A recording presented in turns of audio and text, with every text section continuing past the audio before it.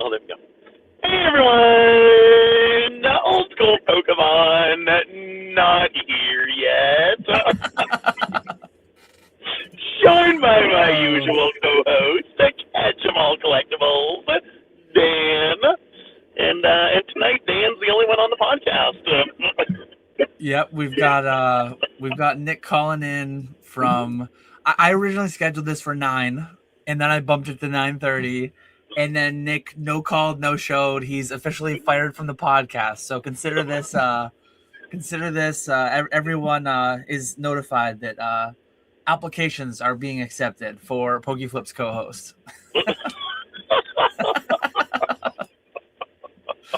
No, Nick went out. Nick went out to a nice meal, and he just lost track of time. And he, I know where I rank. I mean, the 72nd choice for guest co-host, and then I fall behind his dinner plans. Clearly, I did want to go live though. It happens one time in 5 years. I did want to go live just in case, because this is look at all the red, white, and blue on the screen. I got my I got a Rangers shirt on, but it does say USA on it. This is a official USA World Cup watch party, as well as being the Pokeflipz podcast tonight. USA just had like a reasonable chance too, so there's definitely going to be a little bit of USA commentary. Why does he have? I haven't.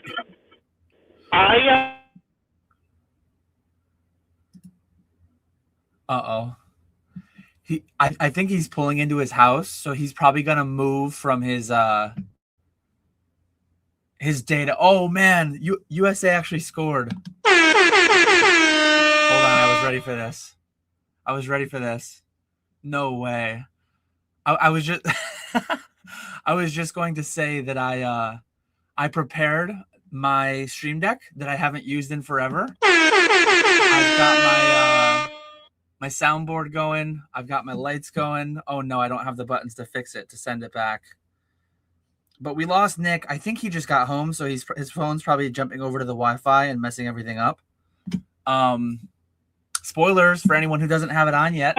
The USA scored 3 minutes in. I think Nick is rejoining us. He might.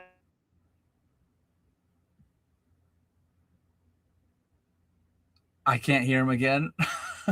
Dang it. Can you hear me now? I hear you now, yeah. Oh, good. I just got back home. Hold on. I'll be on the computer in a second. Okay. We're going to have Nick joining us soon.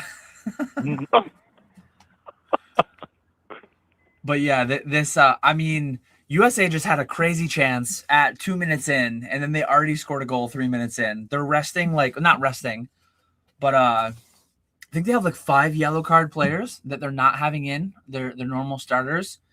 And then I believe, I don't know if I'm saying his name right, but Christian Pulisic, he's not starting either. He might come in later, but be interesting to see what the guys who don't normally start get to do on the field tonight.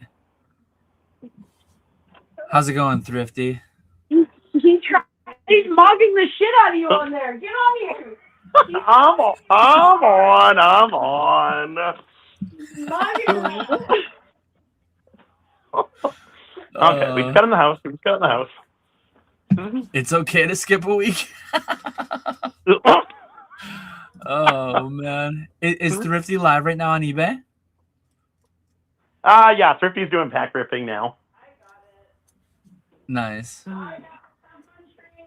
But yeah, as always, I should say at the outset here, leave your questions in the chat. We're going to be doing a live watch party of the USA Turkey game. We will also be answering questions as we always do. This is going to be a little bit of a shorter one. Probably try to keep it between 90 minutes and 2 hours long. Definitely whenever the USA game ends, I want to get going to bed. I've been up too late the last few nights because we're booming. And we'll talk about that, I'm sure. Damn it, now I gotta find my computer. Find your computer? You use a laptop for Pokeflipz? Well, yeah, I have to. 13 streaming. Oh, that's right.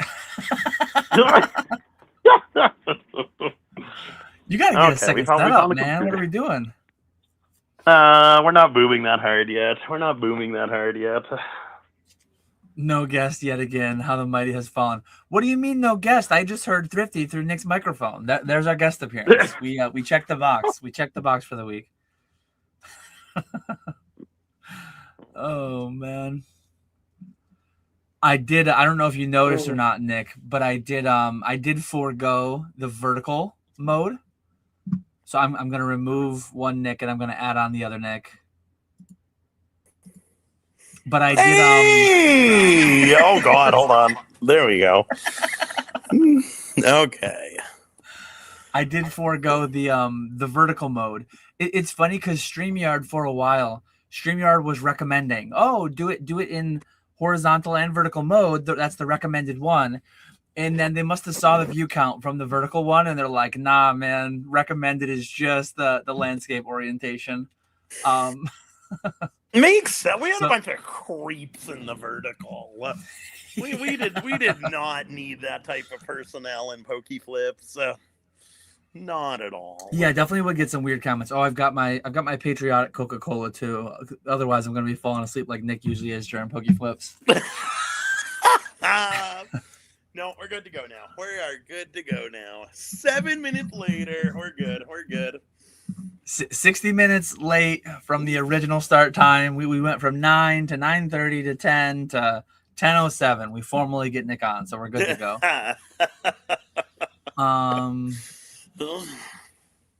Let me see. I haven't seen something this late since the birth of my first child. I feel like we did this one recently. Didn't Greenie ask this last episode? Mary F. Kill PSA tag CGC. Maybe it wasn't PSA tag. It was what was it? It was Amazing Rares. Oh, it was card types or whatever. Yeah. I'm going to marry CGC. Ooh. FPSA kill tag. I would agree with you on that one. I would agree with you. We're too similar. We're too similar. Yeah. That's too easy because 90% of what I do is through CGC because of the speed, the cheap nature of it. It's a lot quicker, a lot cheaper. And if I was a TRE capital W collector, best value, best bang for your buck. I collect cards. I don't collect third-party inconsistent opinions of cards. So yeah, like I would collect the one that I think displays it the best. Really, I'd collect raw, but if I had to pick one, I'd definitely pick CGC. And then PSA, less than 10% of my volume right now. Tag, I don't use whatsoever. I use them one time, one and done. Maybe again someday if they can make me money, but right now it's just not an attractive option. Are we going to be switching to PCG anytime soon? I thought about just like chucking some over there, but I don't know. Honestly, it would not be the best use of my time. If I did it, it would be kind of for the memes. It would be to support Rudy. Not that he needs it. He's doing just fine. I mean, I do. He's saying some weird things lately. I guess we can start on this. He's made some like conspiracy type theory conversations towards, is PSA actually grading as many cards as they claim? I mean, gem rate exists. You can pull cert by cert. Like, I don't think they're fudging those numbers, but he alluded to that like several videos ago. And then he's just constantly like on them. I think it's a little bit odd. I think it's a little bit odd to be so like running a company and so vocally bashing one of your competitors. I think it's kind of weird, even if a lot of what he says is pretty true. Because one big thing that I think will happen, if and when there's a big uptake for PCG, they're gonna exhibit the same issues that PSA does. Like if and when people start sending 100,000 cards a week, they're gonna be buried. They're gonna be miserable, just like PSA. Yeah, exactly. Turkey did just score, so that's not good. We're not air horning a turkey goal. But yeah, what are your thoughts on that? On the whole PCG? Are you going to be talking about the VIP, fly down to Florida, bring your cards, hang out with Rudy? I mean that part I could see more, but as far as having to sell PCG slabs, not crazy about it. No, I'm good. I'm good. I did find, I don't know, you probably watched it, Mr. Pokey Content 24/7, but Nostalgianomics on his podcast with the With the craps player. Yes, that guy. They interviewed the one who runs, or the president of PCG, I guess. I did see that one, yeah. I really liked that interview. I thought he well, it's obviously his job to talk it up, but I thought he did a really good job talking about PCG, and he made some convincing arguments. Their pristine label does look really, really nice. But yeah, I just don't think there's enough space for even like a fourth grading company. I think between PSA, CGC, and BGS, you've got all of your options. Nobody needs anyone else. So I think like Tag and PCG and all those other grading companies, they're gonna do well right now, especially where PSA is shut down. But once we get past this shutdown and PSA opens back up, it's going to be the same as 2020 with what's the other one? AGS. AGS was big in 2020 because everyone else was shut down. And then once everyone else opened back up, you don't hear a single thing about AGS anymore. Are they still around? Are they still a company? Do you know? I think so. I'm not positive though. Same thing, where nobody grades through them.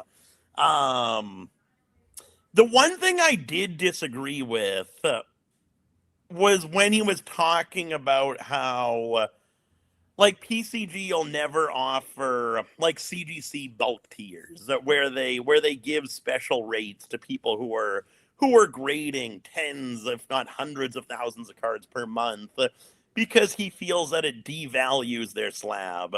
I disagree with that. I think I don't know if it's important anymore, but I think for CDC's beginning, it was really, really important for them to offer that type of service to these people who are grading so many cards every month, because you want to get your cards out there and you want to get them in the hands of people who are going to be collecting them. I don't know. It's interesting. It was interesting how Alex kind of pushed back on what the guy was saying, like, or what Rudy was saying. Everyone's talking about it. Everyone's submitting. We're getting buried in their submissions. And Alex is like, I searched on eBay and I can't find any. I did. So anecdotally, I went to a show at the Randolph House in Syracuse, New York, put on by CNY Promotions. And there was one vendor. There was one vendor who had like 15 or 20 PCG slabs. And this was like a month ago. So he was like way ahead of the curve, I guess, on the Rudy uptake. But I don't know. It's such a tall task for anyone to try and compete with PSA, because I think the market is just crazy over the premiums that they pay. These very, very high gem rate, ultra modern phantasmal flames and Ascended Heroes 10s that grade quite easily. And the multipliers that they are over raw, a lot of that is just a circumstance of PSA being so expensive to grade and then being so slow to grade too. I mean, you spend $80, $150 or more and it takes weeks and weeks, if not a couple months. I don't know. It's just also crazy. I think it's tough to say what's better. I think there's merit to giving discounts to people who submit at high volumes, but I think CGC goes a little bit far with it. And I'm saying that as somebody who benefits from discounted rates with CGC. I think, especially early, I think it's good to get, like, so that when people Google it, they see your stuff. Like, you need to get cardboard in plastic initially. You definitely need to get cardboard and plastic. But if you have situations where there are dealers grading for a third of the cost that the general public are grading at, and that's probably about roughly what CGC's at, I think that's just too steep of a discount. I think Rudy would be wise to offer something somewhere in between, something 20-30% discount maybe for the higher end people who want to grade thousands of slabs with PCG. But to do like $8 or $9 or $10 when everyone else is paying 20, that would be too much in my opinion. You think so? I think especially in the beginning, it's important to, like I said, get the slabs out there to people. And what better way than to? Yes, it's not like good stuff. It's all mainly garbage stuff that they're grading, but you're getting the name out there, and I think that's important. One really interesting thing that Rudy said in the video too. I've been listening. I've stopped consuming as much content as I was on PokeTube. Still consuming quite a bit, especially because I do it at 2x. But I do listen to quite a few of Rudy's long ones that he's been doing lately. And he said recently that if and when they get a surge of submissions, the way that PSA does it, which I think is the right way to do it, they close from the bottom up. If you want to get your cards through quickly, it's there. Pay $300, pay $150, whatever. It will always be there. It makes sense from a business standpoint, and it makes sense from a standpoint of servicing your customers too, because like customers, especially business customers, want to get that first to market premium. And Rudy said that he'd close from the top down. Rudy said that if and when it comes to it, and I'll be interested to hear if he follows through on that. I don't know how many other people caught that. He claims, say their capacity right now is 20,000 cards a month or whatever. He claims that once they start getting 30, 40, 50,000 cards a month, that they'll close from the top down. He said that they won't go above X amount of months and they won't go above $20.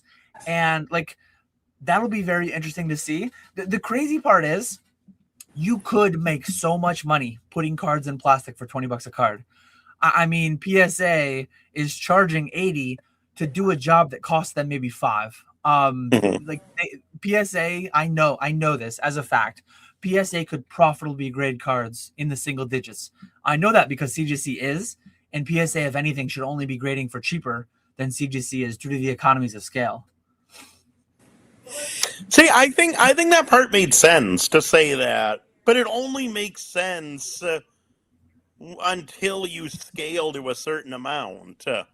Like PSA, they obviously can't do that because they're getting so many submissions that it's not going to do anything to shut down your higher tiers. So like until a certain point, yes, it makes sense to shut down your highest tier so that way you have more time to complete submissions within the turnaround times, where the bulk tier is a longer turnaround time. But that only makes sense for so long. One thing that kills me too, we're live and we have the technology. I'm gonna try to where the hell is their grading standards? One thing that kills me, why don't people understand this?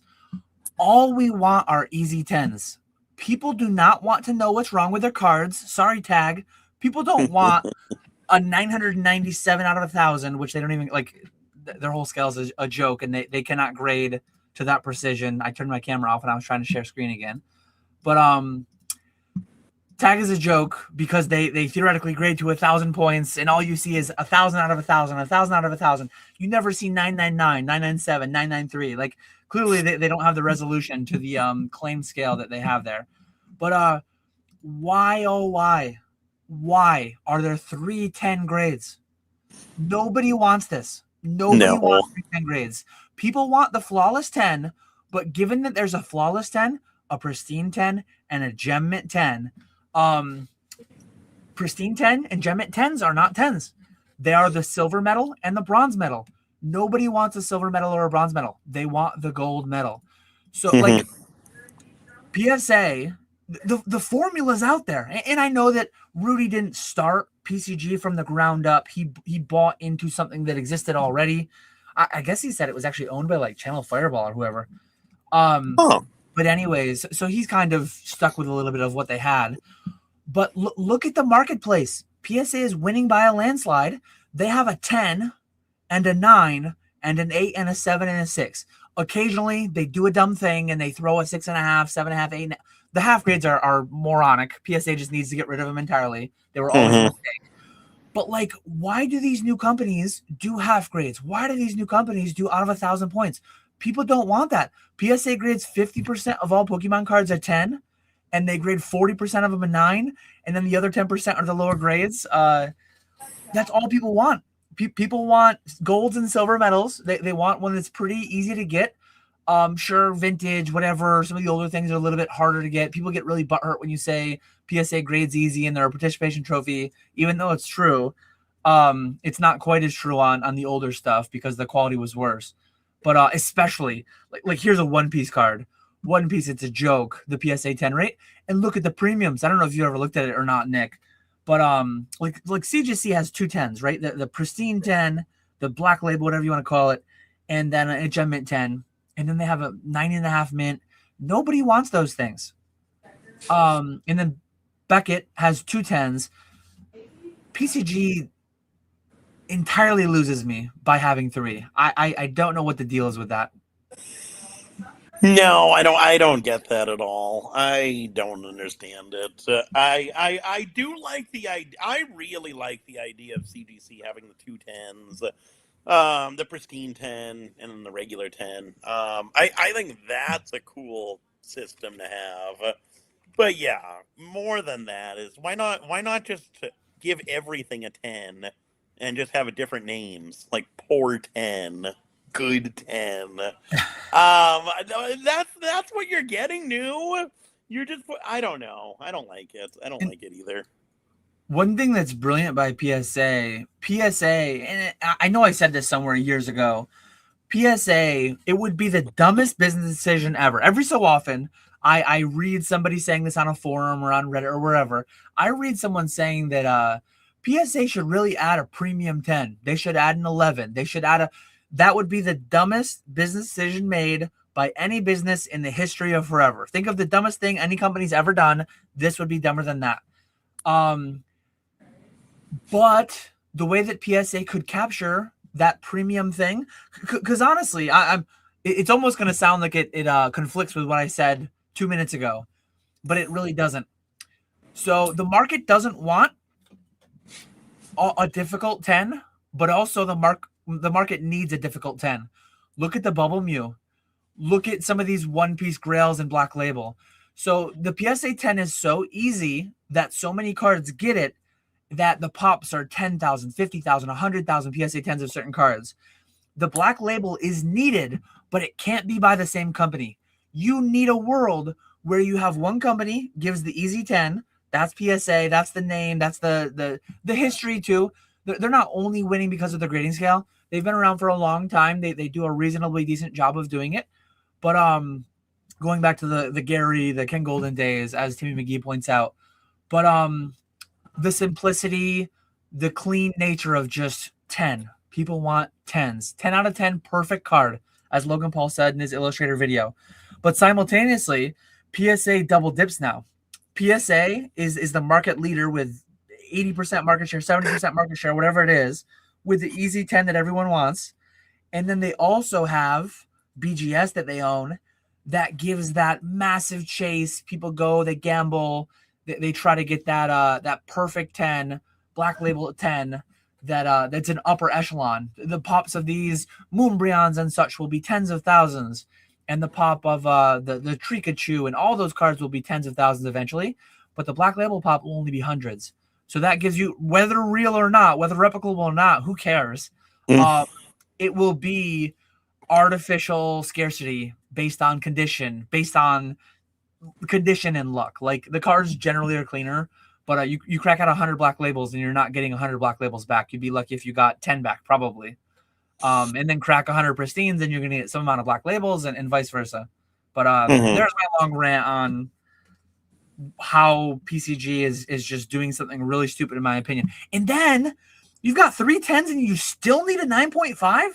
That's wild. I 7.5, 8.5, like you got 310s. One thing, and it's way more fleshed out because they've graded like tens of millions of cards. But one thing that I'd be curious on, let me see if I can pull it up too. I don't think Pokemetrics works anymore, but I guess I could use gem rate. One thing that I'd be curious on is what the distribution looks like. So when you look at a card like McDonald's Pikachu, it's 90% PSA 10s and it's 9.9% PSA 9s and then a little bit down below. Is PCG grading to a point where 30% of Burger Chews will be flawless 10s and 30% will be pristine 10s and 20% will be gem mint 10? Like I don't know how difficult each 10 will be. Will it be as difficult as Black Label, which is generally more difficult than pristine at CGC? Or I presume it would be harder than Black Label just because it's so crowded up there and there's 3 10s, so you should be discerning between something, right? I would imagine I have no idea. I could be completely wrong, but I would imagine like the pristine 10 is on par with like CGC, and then the flawless is more like a Black Label. Because I forget what the numbers. He did give numbers in the interview about how many cards roughly get a flawless label, and it is a really, really small percentage. And here's gem rate. Like look at the gem rate on some of these sets. Let me do Pokemon. But the gem rate on some of these sets, well, yeah, some of them are 100% because only a couple things have been graded in these or whatever. But like, Chinese, of course. But clearly, like I do think two things. The market wants easy 10s, so PSA is great because like 88% of whatever. Do you know off the top of your head what the Chinese exclusive is in this set? Is this like the Cubones or the polychromatic? Gem 4, that's the Ponyta. The Ponyta. So probably 90% of those are Ponytas. Mm-hmm. But like people get their participation trophy. They pay some absurd premium given how high the 10 rate is. And then to satisfy the people who want some kind of a chase, who want that artificial scarcity on a mass-produced card that has a pop of 10,000 plus PSA 10s, there's probably only 20 or 30 or something Black Label of that Ponyta, right? So, like, both things are needed. You need a company where the gold medal is easy and everyone can get it. And then you also need a company where you charge a little bit more and you get that obscene premium from the people who want that artificial chase. Basically just guarded by luck more than actual card quality, in my opinion, at some point. Yeah. I've probably not graded 100 Black Labels, but I've probably graded over 50. I made the video years ago on the Nagabas. I graded a couple dozen Nagabas across a couple submissions. So probably half of all the Black Labels that I graded were Nagabas, and then I've graded some other ones over the years. I haven't graded one in quite a while. But oh man, yes. Hold on. Do we get an air horn? Let me hide this. Hold on, we got lights going. You see this? Look, somebody earlier said something about the production quality. Where'd it go? Let me watch this replay. Oh no, did they take it back? It's offsides. Take back your Oh no, I was about to do a second air horn, and then I saw that the goal didn't count. But somebody said something about our production quality. I mean, look at this lighting. Look at these air horns. Where'd that one go?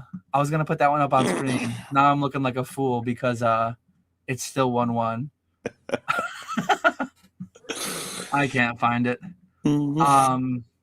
But anyways, yeah, he was way off. Two people were way off sides. It was not close. But anyways, I think it's brilliant. I think it's brilliant by PSA or collectors to own both sides of that market, and I think both are necessary too. Especially One Piece. Let me see if I can pull up One Piece here. It's a joke. The gem rates in One Piece are an absolute joke. almost 2,000 cards graded, 95% gem rate. That's wild. 30,000 cards graded in OP07 with a 93% gem rate. And I promise you, I've talked with some of these people who grade high amounts of One Piece cards. Oh no. Oh my God. They just gave one up that quickly. Oh. No. What are we doing here? Oh my God. That was not offsides either. That one's not coming back. But yeah. I've talked with some people who grade a lot of One Piece, and they I don't pre-grade Pokemon barely. They don't pre-grade One Piece whatsoever, from what I understand. It comes out of the pack. It's like Kevlar. It is going to 10, 30,000 graded, 91%, 90% 10 rates. I think a premium 10 here is needed, but nowhere, not anywhere on the planet, no one is asking for 3 10s. That is absolutely insane to me. I think it will be the eventual downfall. It just puts it puts a very low ceiling on PCG because Beckett is already destroying in that market. So I don't know who, and you kind of mentioned this earlier too. 4 grading companies, 3 major grading companies, PSA, CGC, BGS, they kind of hit all the niches that you need. And I think PCG is just it's not winning anywhere. It's not cheaper. It's not cheaper than CGC. He talks about how they don't upcharge, but CGC really doesn't drastically, from what I understand, either. Have you ever been upcharged by CGC? I didn't think CGC upcharged. I don't. Do they? I don't think they do. I think theoretically they want you to send under certain value tiers. I think like PSA, they have different value tiers. They don't just go based off turnaround. But I don't know that I've ever heard of anyone being upcharged at CGC. And I know the CGC fanatics, I've had people grade $10,000 cards through CGC fanatics for $850 with no upcharge. I know upcharges aren't a thing through that one. But I will start questions as we go. Feel free to hit us with the questions. But yeah, it's it'll be interesting. It'll be interesting to see how it goes. I'm a big fan of Rudy. I just think that the marketing strategy is a little bit weird. I know he's got Brian. Brian talked about him in a video at one point, and I'm sure he's gonna have a handful of other people taking a shot at it. But if I ever do it, it'll be 50 cards. It'll be a little bit of a test thing. But I can't sell them through the Fanatics Vault. I'm sure eBay Authenticity Guarantee isn't doing anything with them. Yeah, I don't know. Any other comments on PCG or anything? No, I think we covered it pretty well. I won't be trying it at all. I'll stick with CGC. Yeah, PSA would make Enron look like solid business practices. If they were to add an 11, it would be terrible. What's pre-grading? Indeed. Dan celebrates water breaks, I bet.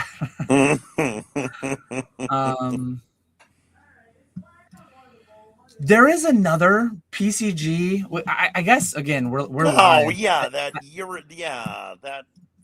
She sent me some too. She sent some to James and then some to me. I hated that. Those cards are awful too. Oh, Rusty did a video talking he bought some, and it'd be PCG 10, and it's a PSA 6 quality. Yikes! One thing too that's not great is and I always not that it's a massive deal, but one thing about tag, I did it again. I turned my camera off. One thing about tag that I don't love, when I was listing my one and only submission I'll probably ever do to tag, there's a lot of sets and cards with tag in the name. So if you search Pokemon tag, I guess let me get another tab open and then I'll share. But if you search tag Pokemon, you're gonna get tag All-Stars. You're gonna get tag team cards. Teams. Yep, you're gonna get muddied search results. Given that Pokemon is, some people might say like, oh well, you shouldn't design your entire company and name your company around one IP. I would push back if anyone tried to make that argument. Like when that IP is Pokemon and they are the vast majority of volume at all the companies, you're gonna wanna work with Pokemon. But like this is tag Pokemon. It's just muddy. Like look at this. You're getting BGS tag team cards. You're getting raw tag team cards. You're getting all kinds of just messiness. Like look at this. You've seen one tag card on that whole page. One thing I'll give to tags credit, eBay's search algorithm is ass. So it's not entirely on them, but yeah, it's 60,000 plus results. And are they 1,000 of them? Are they 2% of the search results? Like that's just not a very good look. And maybe do they have a filter over here for? So they do have for graded. I don't think they even have tag on. Oh, I don't think tag is there. So 11,000. So 11,000 out of 60,000, 1 out of 6-ish. They're like 15% of the search results when you search tag Pokemon. That doesn't feel amazing. And I would hope Rudy has in his plans getting in this filter. Getting in this filter would probably be, oh man, look at some of these ones in here. Is PCG Premier Card Grading is already in here. Okay. I guess he does have that. But yeah, let's look up PCG Pokemon now. I don't know if I'll have to undo the tag filter. No, it undid it for me. But yeah, look at this. So this isn't even him. Like, there's already another PCG grading. Yeah, that's the one. That is not good. So quick math. I won't be able to do this exactly. 26 letters in the alphabet. Everyone is addicted to their 3-letter acronyms, right? BGS, CGC, PSA, XYZ, ABC. 26 times 26 times 26. 26 cubed. I know 25 times 25 is 625. And then if you times that by 25 again, we're talking 15,000. There's got to be almost 20,000 different 3-letter acronyms. and Rudy's company landed on the same one as this other one. And I know G is going to be more. G and C, like those are going to be the ones that more people want to have because you want grading, you want like card in there, you want things like that in there. So this is using 2 of the higher tier. They're like the E's and the A's of the letter frequency and acronyms. But that's just not good. That's not good for what you've got going on there. No. Yeah, let me go back to PCG Pokemon though.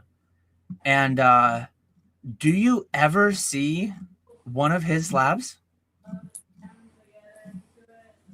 Like this is dark. Oh yeah. I wonder how many out there are out there. Is this another PCG? There's no way.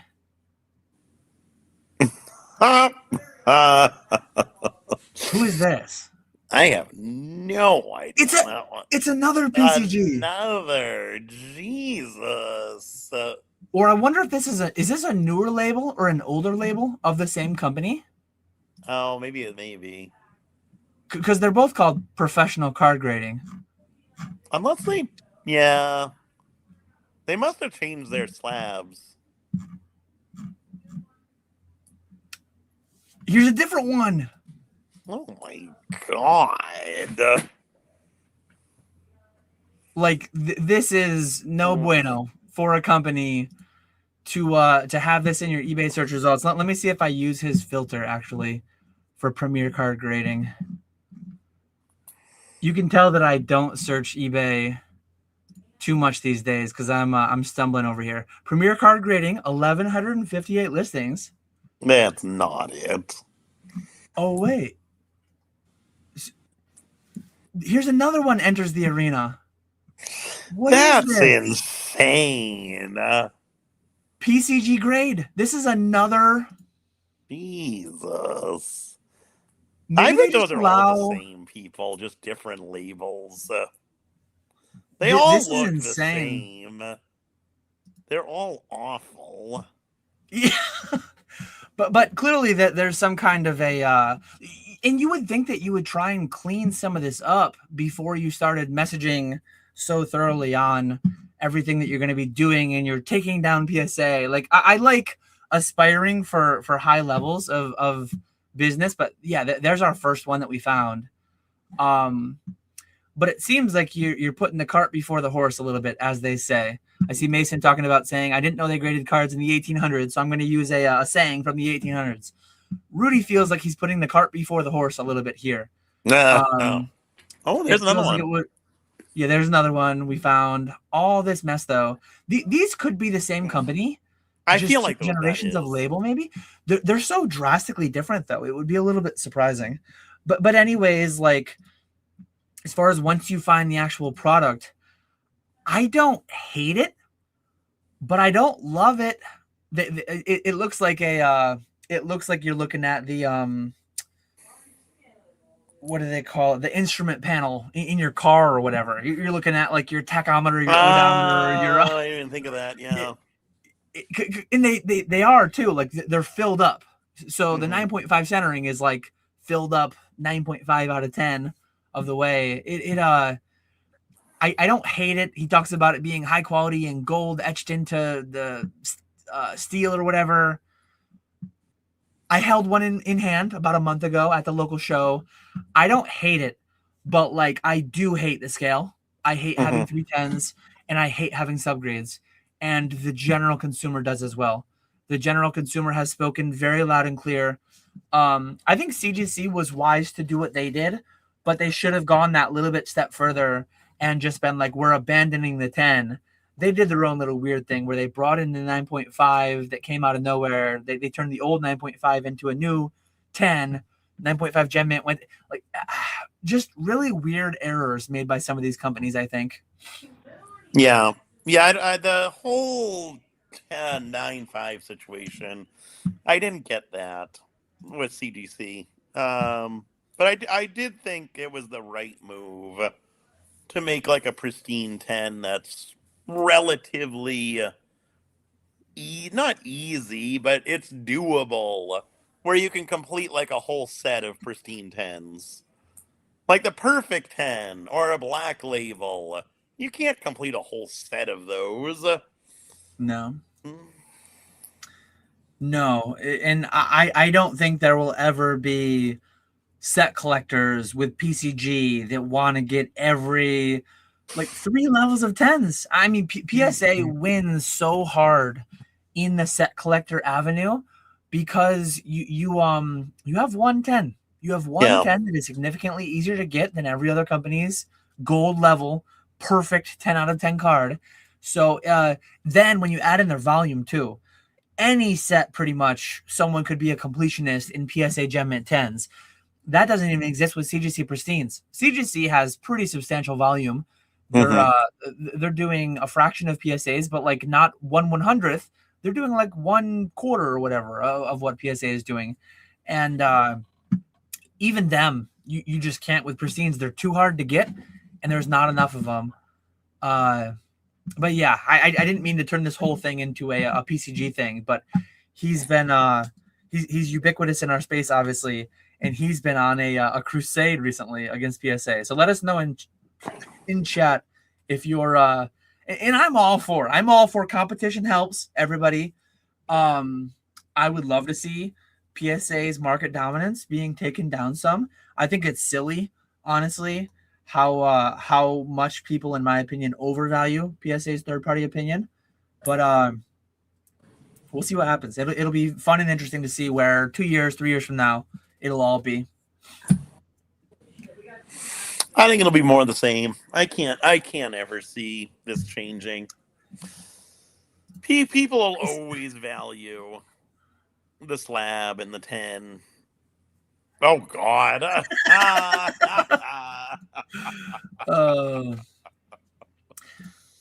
I agree, but like I think Beckett Black Label has that fairly locked down. And I think you muddy the waters too much when you make 3 different 10s. Yeah. I don't believe in PSA's ability to discern a 10 from a 9. And what I mean by that is like 50% of all Pokemon cards graded, approximately. It's like 45%, I think. Approximately 45% of all Pokemon cards graded are PSA 10s. And then again, further, approximately 45% more are PSA 9s. They're not two distinct grades. They're actually, it's like a Venn diagram. There is a massive overlap. It's like a Venn diagram where the two circles are very smushed together. The overlap between 9 and 10 is massive. And some people might say, Dan, well, that's why they have the 9.5. They put the ones that in the middle of the 9 and 10, they put it at 9.5. No, don't do it. Nobody wants that. But the issue is so many cards live between the 9 and the 10 that if you crack out 1,000 random PSA 9s and 1,000 random PSA 10s and you regrade them, you're going to get hundreds of 9s going to 10s. And you're going to get hundreds of 10s going to 9s. That's how much overlap there is. Now, crack out 1,000 black labels. You're going to get 9.5s. You're going to get 10s. You're going to get black labels. You might get a couple flat 9s. Same with PSA. Crack out 10s. You'll get some 8s. You'll get some 7s. You'll get a random 6 that they think has a ding or it had a ding and it got a 9 or a 10 anyways. But now you're telling me crack out 1,000 PCG flawless 10s. Crack out 1,000 PCG, whatever the hell the medium 10 was called, and then crack out 1,000 PCG, the bottom 10, and then the 9.5. The overlap between those two, they don't have the ability to discern between those. And I know some of it's algorithmically determined from the 4 subgrades, but that's just an absolute joke. They don't have the ability. I mean, they're almost going the route of Tag with a 1,000-point scale, having 4 different or 5 different Mint Plus grades.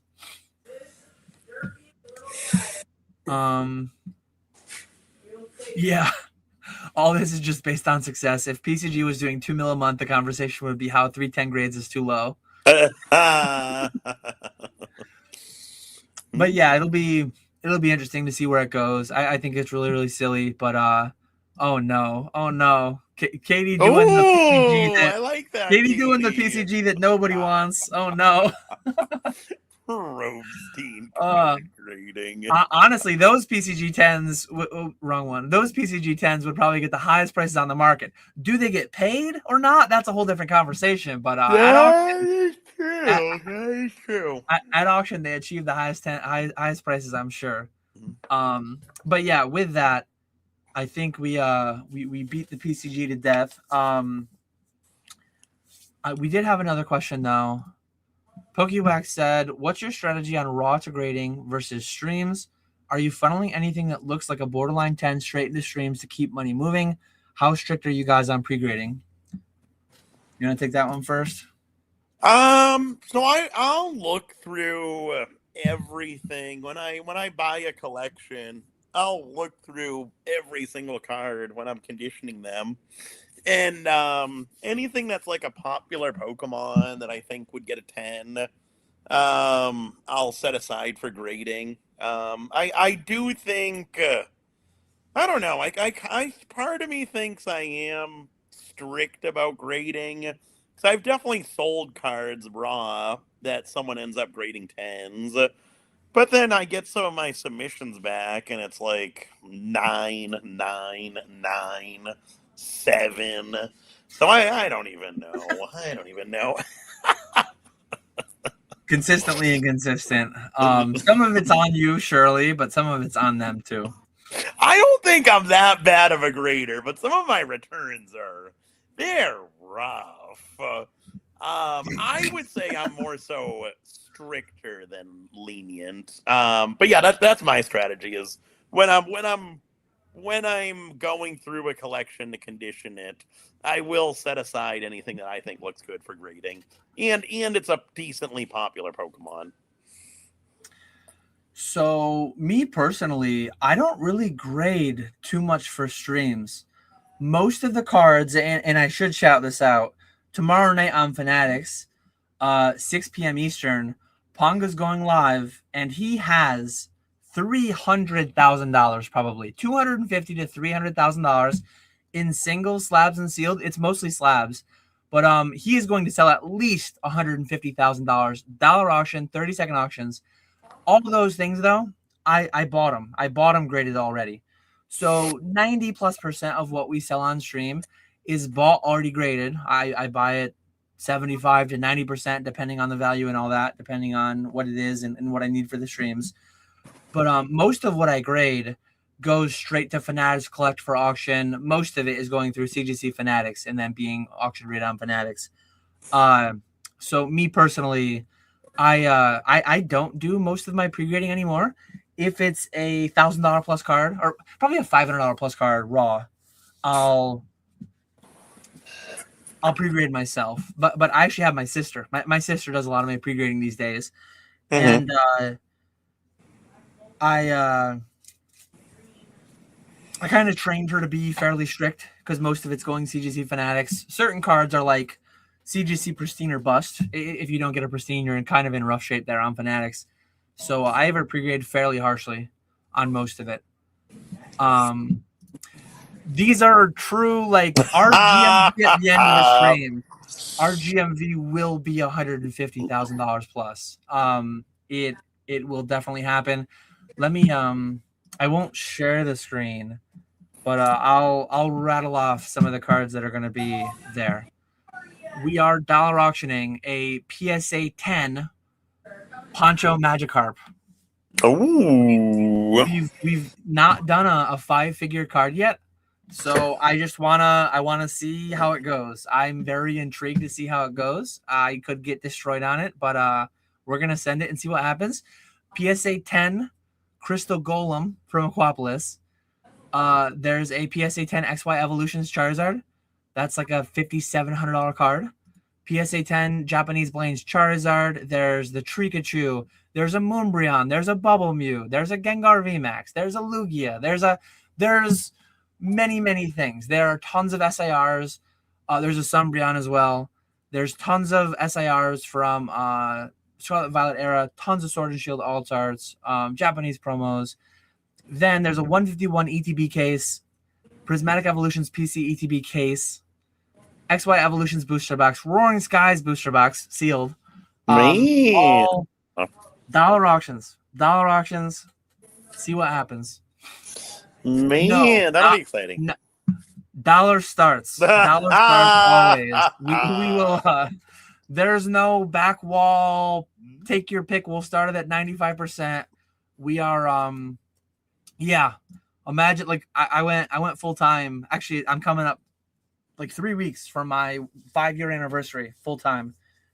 If you had told me 5 years ago, if you had told me a year and a half ago, of a 100K live stream being a thing, I remember PK was here in my office and we did a 20K live stream, our launch stream on Fanatics, and we thought that was crazy. That was crazy. That was objectively crazy. And we're gonna add a 0 to that tomorrow night, or not tomorrow night, 2 nights. I keep thinking it's Friday. It was the kids' last day of school today, so I keep thinking it was Friday. Oh, that's exciting. That seems late. Is that late? That's it. I don't know. We've always been end of June here in upstate New York. I always thought it was like mid-June. I guess it's not too far off. Yeah, shout out to Grimer. I'm more impressed by the Saturday night. That's gonna be Grimer. I don't envy you packing there. Do they have packers yet? So Bierski recently got one.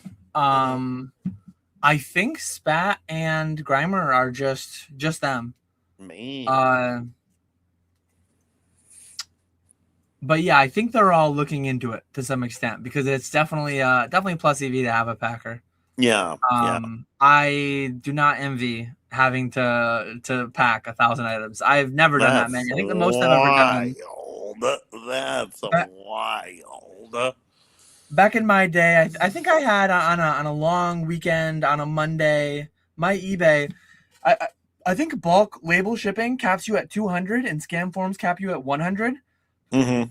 I think I had 300, under 300, but over like 250. I want to say I had 250 to 300 somewhere in there. What was my record for quantity on like a holiday weekend, Monday or Tuesday? And it is 2-1.5, just to give an update, because I know this is also a USA watch party. Hopefully we'll get some more of the air horn in the second half. Still 2-1. Oh, that's a bummer. Yeah.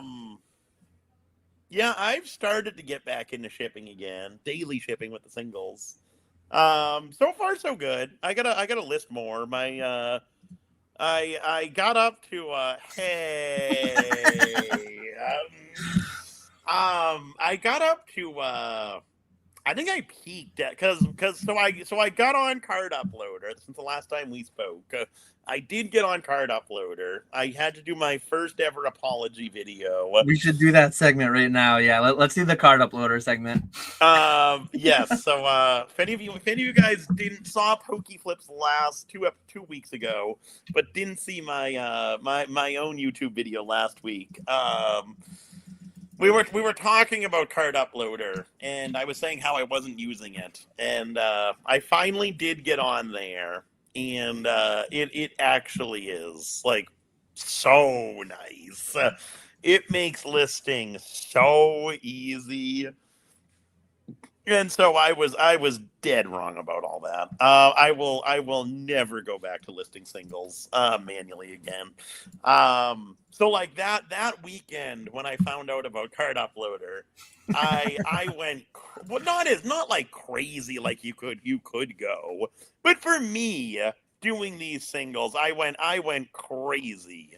And I think I listed like 300 cards in a weekend.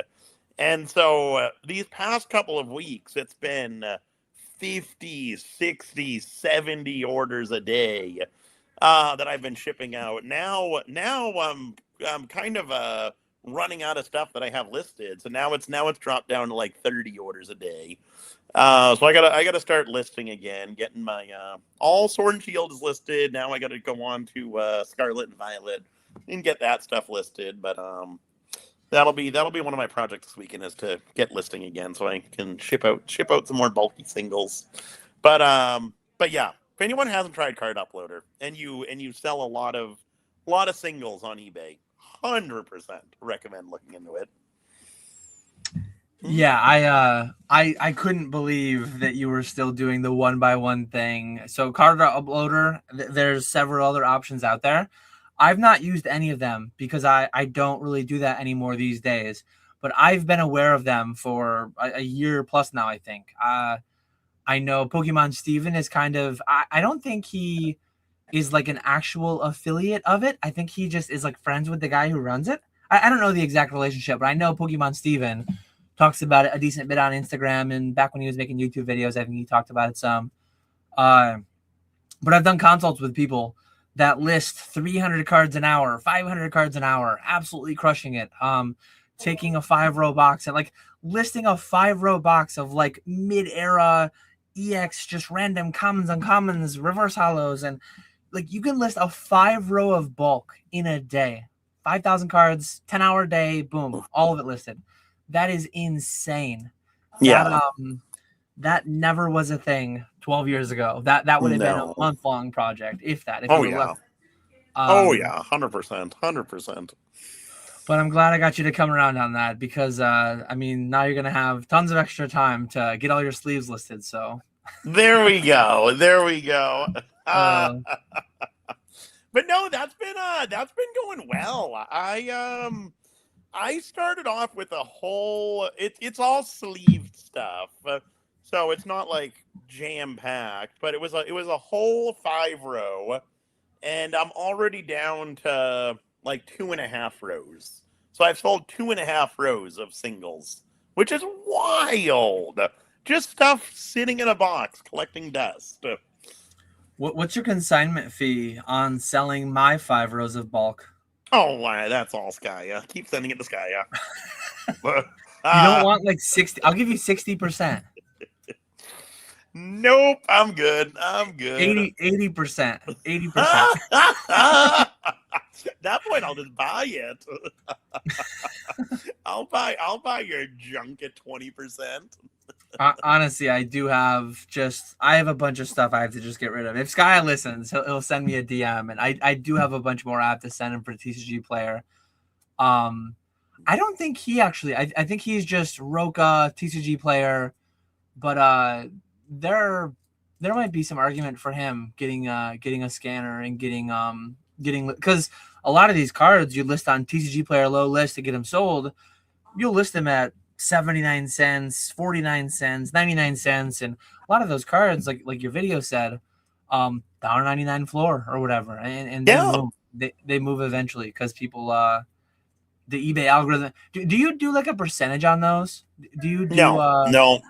I stopped doing that because I don't know if you heard about this. This might have been like 6 You months pay it. ago. You pay it 100% of the time now. Yeah. Right? Yeah. That's wild. It makes sense. I mean, they're getting more just like PSA. They're getting more margin doing the same amount of work. Or ideally they're getting more margin and getting more GMV, so they're double dipping on revenue growth. But it's a very, very not surprising outcome. I just noticed your card shop hunting thumbnail. It has box nostalgia in it. Yeah, Java and box nostalgia. Yep. I have. Oh yeah, I see Java too over there. I didn't even notice that on the first watch through, but it's still on my screen over there. Shout out to Hivemind for the thumbnails. He does a good job with those. I love it because my packs are in both of those stores on your thumbnail. So you're in a roundabout way, you're advertising me. Just so people know what I'm talking about here. You've got the great Hivemind work. You've got box nostalgia there. You got Java collectibles over there. Yeah, sure what I'm talking about. But yeah, I never say never. Who knows where the hobby will go? Who knows where I'll go within the hobby? But I don't intend to or think I'll ever go back to listing individual listings like that again myself. I do really miss Troll and Toad Evo. I do have Sky Evo going on for me. I've got PK and Ponga selling my wares on Fanatics and eBay. So I've got plenty of outlets and no desire to do card uploader or not. No desire to do listings like that en masse on eBay again. Yeah.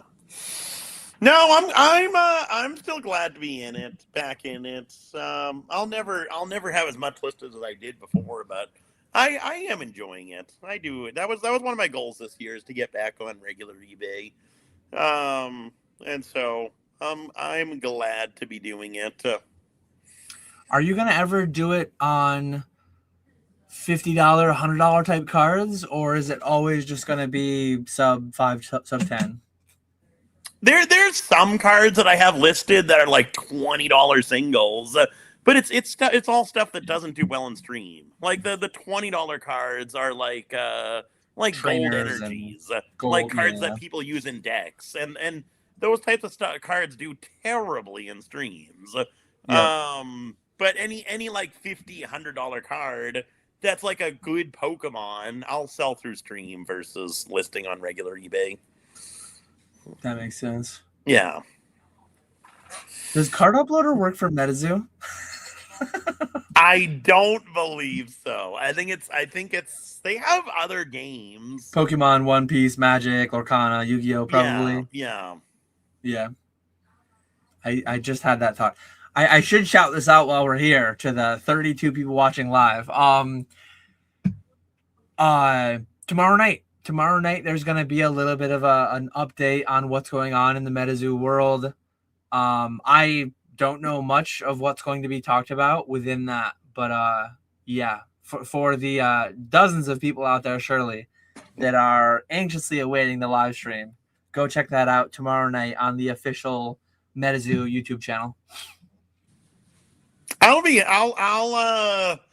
don't know if I'll tune in for it, but I'll go back and listen to it, see what's going on there. Yeah, I'll definitely listen to it as well. There's definitely some updates to MetaZoo.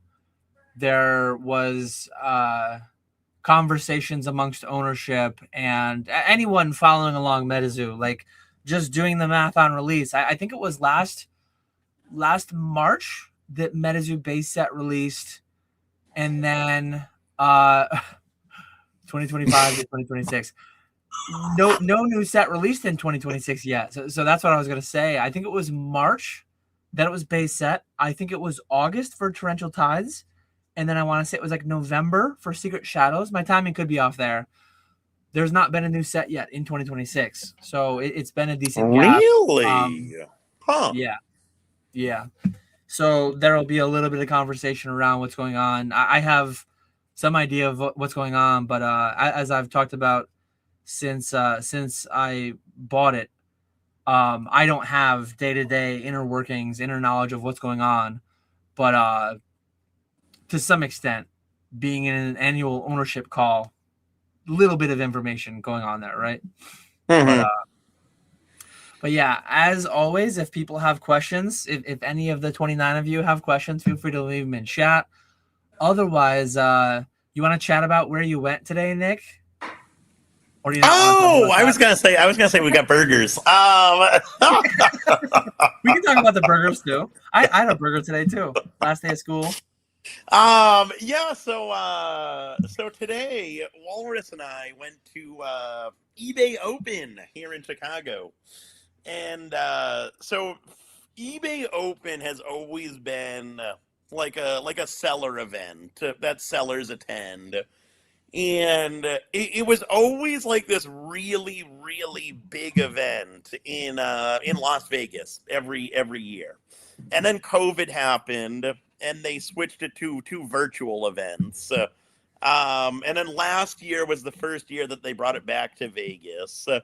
But then this year, instead of doing like one really big event, instead they are doing like smaller events across 5 or 6 cities throughout the year. And so it just so happened that they did one in Chicago, and since we're local to Chicago, we went and checked it out. And so like eBay Open, I've always known about it. I've always wanted to go to it. I was close to going to it last year when it was in Vegas. I came really close to booking a ticket to go, but I didn't end up going, and so I went this year. And oh boy, it was awful. I don't want to say it was awful because they did a good job putting the event together, but if you're any type of a volume seller, if you're consistently selling on eBay in any type of extent, it's not for you. It's very much geared more towards like your casual sellers. I thought it was going to be a lot more high level than it actually was. They did a really good job. Like the hall that it was in was really nice.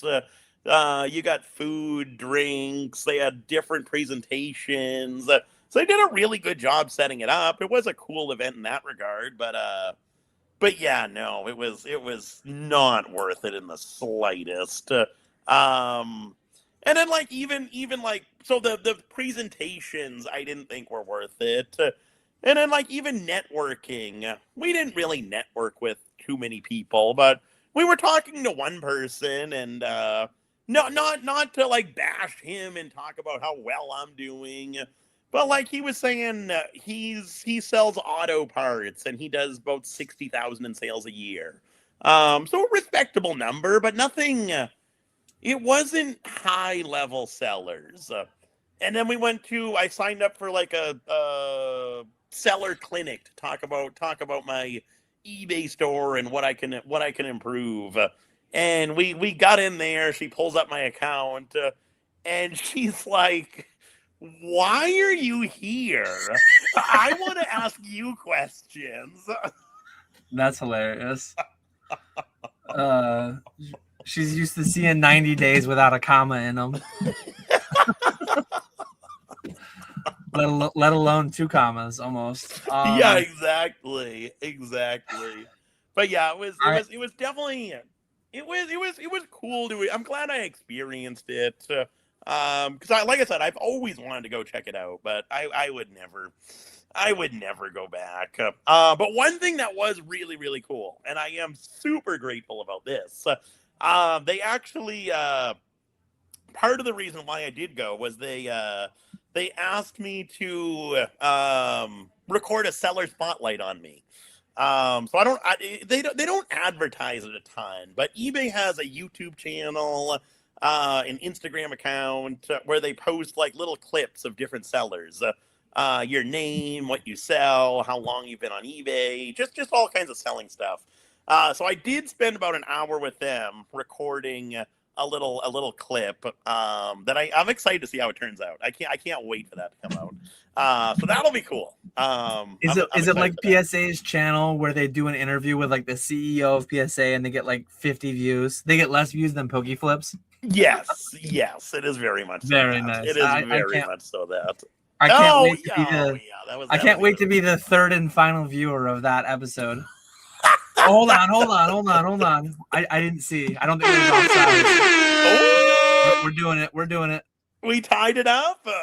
We tied it up. USA. I don't see any flag up. I don't see any I didn't see the whole play develop, but I don't believe there was offsides there. There we go. Don't be getting excited again for nothing, but yeah, what about the shirt? So they want it to look good. So they obviously say wear plain clothing with no logos. And so I showed them two. First off, I did not realize how many of my like golf shirts, because like my nice clothing would be like a polo, that like business casual type of thing. I did not realize I have like 5 polos, and 3 of the 5 either have like a logo on the chest pocket or on the sleeve. I did not realize how much of a walking billboard I was. So I found 2 polos that didn't have any logo. One had like the eBay logo, which I thought was fine, and then one was just like a plain like light blue polo that didn't have any logos on it. So I sent those both in the email, and they said, no, those aren't going to work. So I was like, well, okay. So then they were very nice. I don't want it to come across like I'm bashing everything about it, but they were very nice. They said they'd order me a polo to wear for it. So okay, cool. So they ordered it for me, and it is it is not something that I will regularly wear. We'll say that. It is. But you're in the spotlight. Yes, I did wear it in the spotlight. I don't think anyone else will notice it, but it's something that I think you. Walrus and I said it was something you would wear this month, if that makes sense. Wait, say it again. It's something you would wear this month.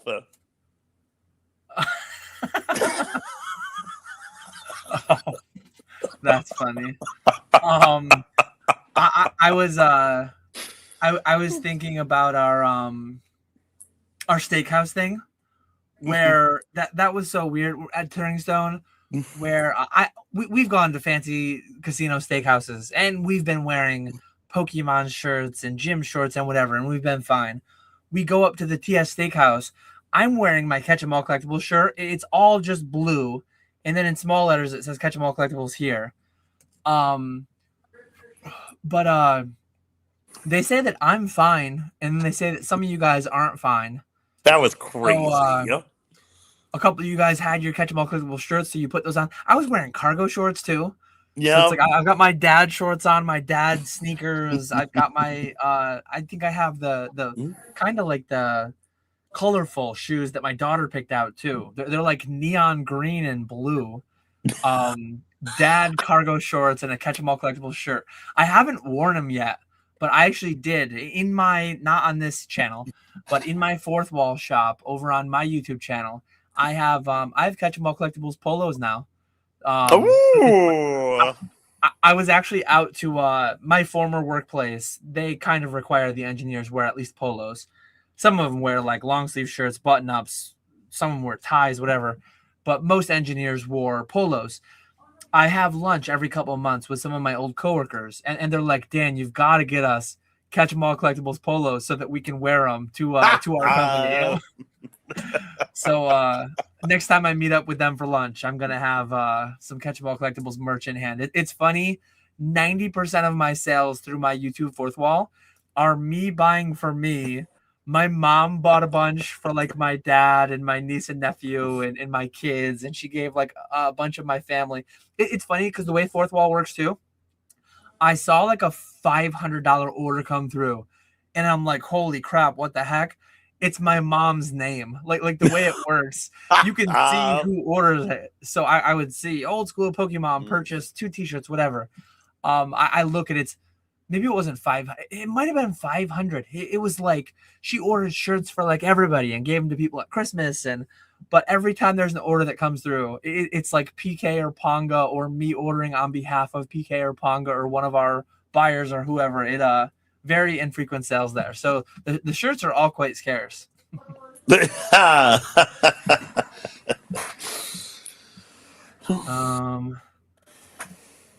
yeah, that is funny. Hey boss, this guy's shirt is ass. Can we ship him one to look like a zesty pirate? I can't wait to see this seller spotlight now. I'm excited.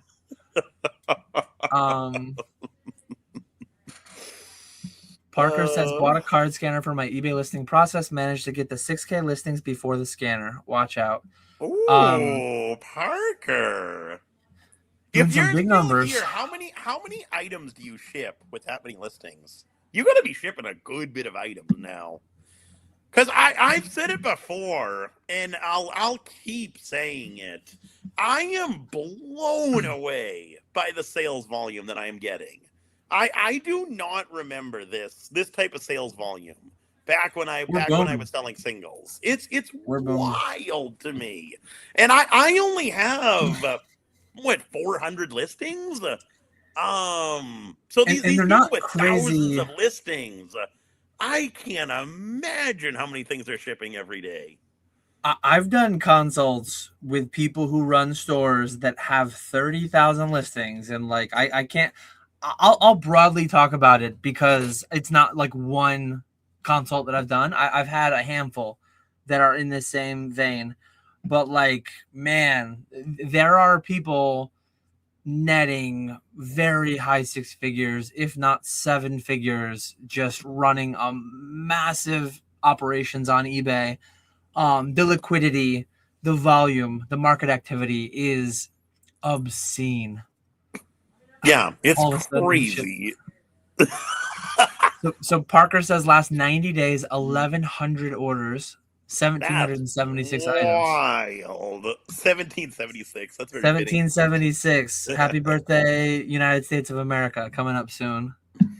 250 years. But yeah, it's we got a consigner in here. Thank you, Kelly Sweeper, for consigning. It is Thursday's consigner payday. So Wednesday's consigner listing day and Thursday's consigner payday. Those are my 2 busiest days.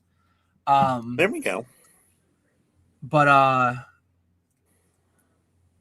yeah, that's did they give you any kind of a timeline for when that seller spotlight would show up or no?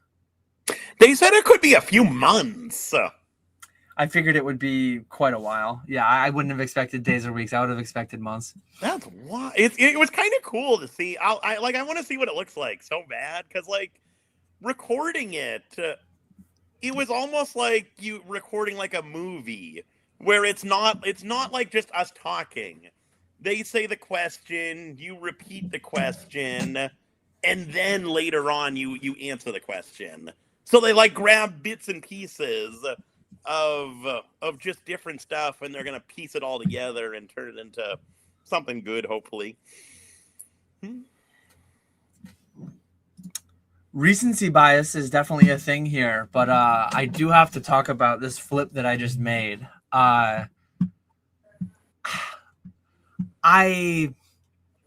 probably shouldn't talk about it too public. Not that Pokeflipz is super publicly, but I guess I'll talk about it in depth.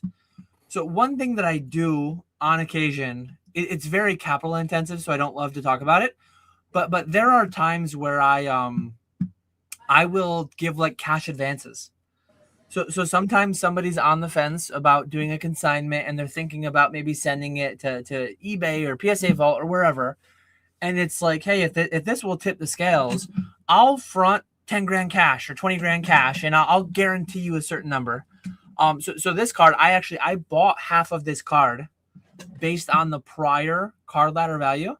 And this April card ladder sale was my sale, my consignment sale. So 20,400 was the card ladder value. I bought into this card for like 85% of card ladder. So I own half and the consignor owns half. And it sold for 66,000 and it got paid. This is a generally cool card. I remember it from my youth. I remember the Holo Pokemon League promo, and I remember from my 12 years, like I've graded a handful of these. I had decent quantity at one point, decent quantity being like dozens, not hundreds. I've never sniffed a 10. I've never had a card that was like any decent quality of this. Eights, not maybe a 9, cleanest one. So EV, very low pop card. I made over 20 grand buying into half of this card and selling it that week. Selling it, it actually got pulled by one of our big buyers on Fanatics Live. He vault transferred it to me, and then yeah, we sold it there. So it does kind of look like Flareon. I see yeah, Krabby saying it looks like Flareon, but it's hard to make out from this scan. It is a pretty cool card. Like in the bottom left, you've got the blue. In the bottom right, you got the red. In the top, you got the yellow. You've got the 3 colors of Flareon, Jolteon, Vaporeon. But yeah, it Greeny saying thanks, Kurt. I don't know. It is a very new cert. It's quite clean card. PSA doesn't allow that stuff. So if they were competent enough, they would be able to catch it, right? I had no part in using any of that, but it would not be the most shocking revelation if it were to be discovered that it was used on that. But yeah, aside from this though, like this is heavy recency bias. It's heavy. I made 20 grand plus on the card, so I'm in love with it.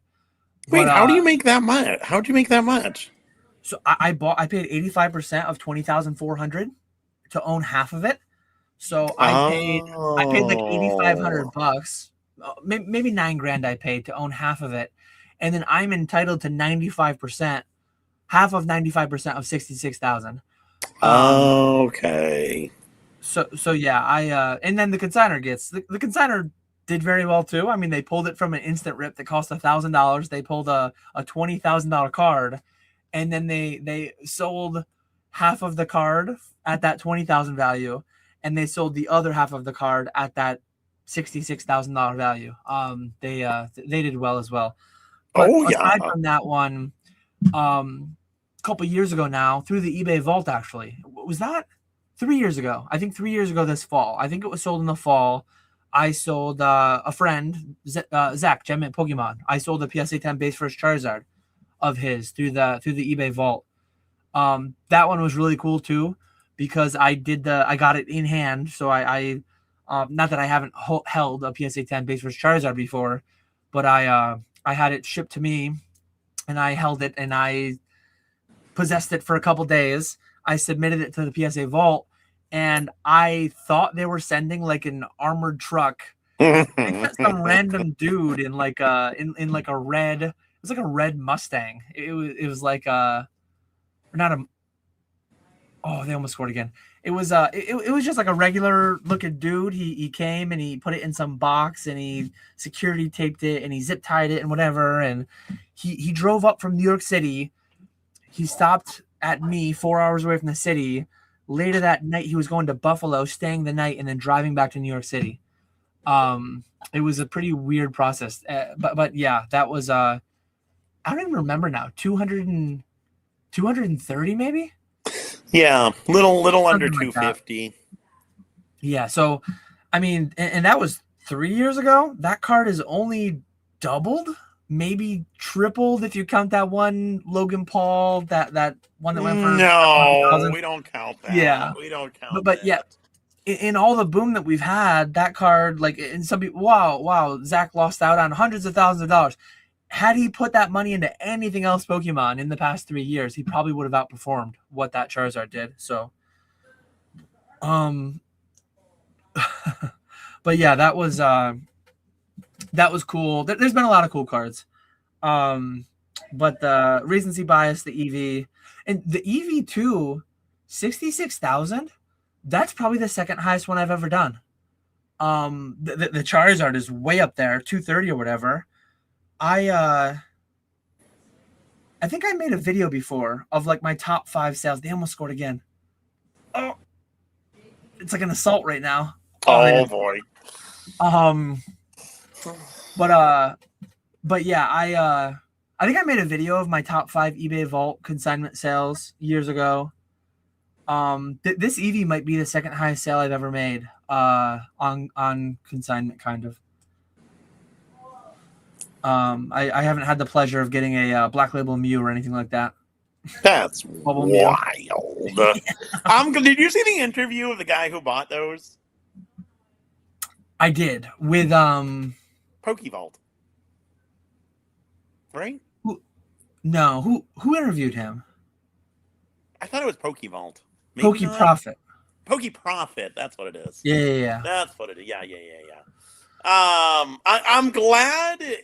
Like the guy who bought both of those seemed like a really cool guy, and I'm glad even he admitted that they were stupid buys. I'm glad it wasn't someone who's like an investor bro going to $10 million. Crazy. Yeah. I actually really enjoyed that. But yeah, it's wild the amount of money some people have. And it's, I think in a way it was, and some people will be really butthurt about that whole thing. I think I saw some negativity, people talking about it. At the end of the day, like all of this stuff is made up. It just kind of demonstrated, like if you get a couple rich people who decide that they want something, especially when it's only pop 2, and I guess this ties in well to our conversation earlier. PSA 10 Bubble Mew, thousands of them, over 10,000 of them probably. Few $1,000 card, whatever it is. Black Label, 80 times multiplier, something like that. Like it's not something that you'll see across too many cards. I don't think an 80 times multiplier. But at the end of the day, if someone rich clicks a couple buttons, sure, it's more money than most people make in a year of multiple years of their labor. But once you get above some huge number, the marginal utility of every extra million and 10 million and $100 million, it just means almost nothing. So it's like very arbitrary. Have you been listening to the Treasure Trove podcast with Scaramucci and I have. Howard? I really liked the first and second episode with like Ken we Golden talked about the and then Rick. Rick Harrison. Yeah, we the talked about that. The third episode I wasn't a huge fan of. I was mowing my lawn when they were talking about the dinosaurs and stuff, and about how there might be like a $50 million, $100 million T-Rex skeleton sale coming up at some point relatively soon, I think. No, that was the most recent episode. The third episode was the One Piece episode. With, that's right. I didn't know who those guys were. I had no idea who they were. Some band or something? Yeah. The fourth, I thought that episode was good. The one they just did. Talking about the T-Rex and all that stuff. I thought that was pretty good. I forgot about the One Piece one. Mm-hmm. See, it was that forgettable. Wasn't good. Oh, good Charlotte. I think you liked that. You liked that episode, Krabby. Oh, Speaking of Krabby, since we don't have anything to talk about tonight, that's our next topic. After you can finish what you were saying. I think Good Charlotte was one of the bands that my sister listened to back in high school. Yeah, I had never heard of them. They sound familiar. I feel like I can picture a black T-shirt that she had. Let me Google Good Charlotte black T-shirt. Probably a million different ones, but are they one of the are they one of the bands that would have played at like a Warped tour? My sister used to go to all the Warped tours. Warped Tour, Good Charlotte. Let's see if I'm placing them right. Yes, the Vans Warped Tour, a total of 5 times. 2001, 2002, 2004. those years were probably the ones that my sister attended. Oh, the anthem. Okay, I definitely familiar with them then. What's that song? Can you sing it for us? I cannot sing it for us, but I feel like. Oh, you know it. It's a new day, but it all feels old. It's a good life. That's what I'm told. You know that one. Maybe I'll look it up. This is the anthem. Throw all your hands up. Yeah, you know that one if it were to play, but I think we would get copyright stricken if I don't want to sing it because then we would definitely get copyright stricken. Yeah, right. I would have of that song.